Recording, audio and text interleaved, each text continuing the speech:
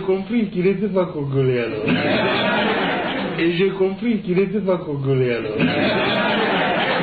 J'ai dit nous étions infiltrés alors. Infiltrés au sommet de l'État. Nous étions infiltrés alors. Infiltrés au sommet de l'État. Un ministre des Affaires étrangères, un ministre des Affaires étrangères, parce que l'armée qui s'est retirée était rwandaise. Un ministre congolais, un ministre d'État a disparu. Il a abandonné sa femme à Kinshasa avec les enfants. Vous voyez encore le problème avec les Congolais. C'est grave. Il nous laisse beaucoup de problèmes. Il est là et maintenant il crie qu'il veut venir. Hein?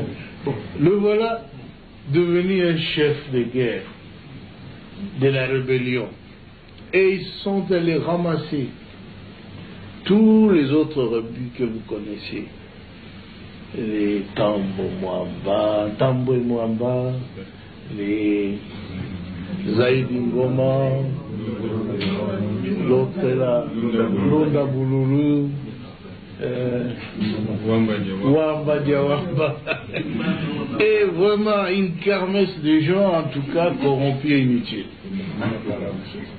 Pardon, le Bizima Karaha, qui était mon ministre des Affaires étrangères, que je croyais congolais, à ma très grande surprise, quand j'avais demandé à cette armée de se retirer, et avait déjà fermé devant lui, ils disent, leur armée se retire, ils se sentent en insécurité.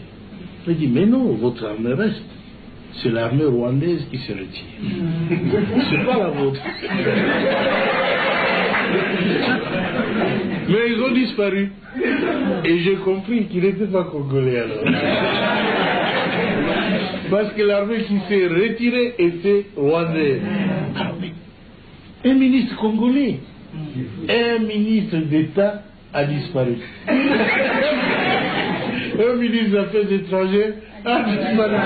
J'ai dit nous étions infiltrés alors. Infiltrés au sommet de l'État.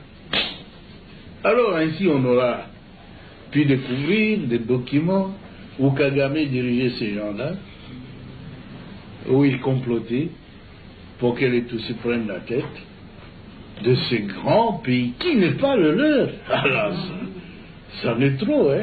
Ce pays ne les appartient pas. Ils veulent en prendre la tête. Quoi? Mais c'est pas possible, ça a été très grave. On a vu tout ça, si seulement on avait su avant, ça aurait été bien. Mais le conflit a éclaté après. Ils tentent le conflit, ceux qui n'ont pas pu réussir avec le coup d'État, qui avait échoué le 2 août. Et maintenant, je le vois en train d'échouer encore. Notre peuple se défend. Je suis très heureux que vous tous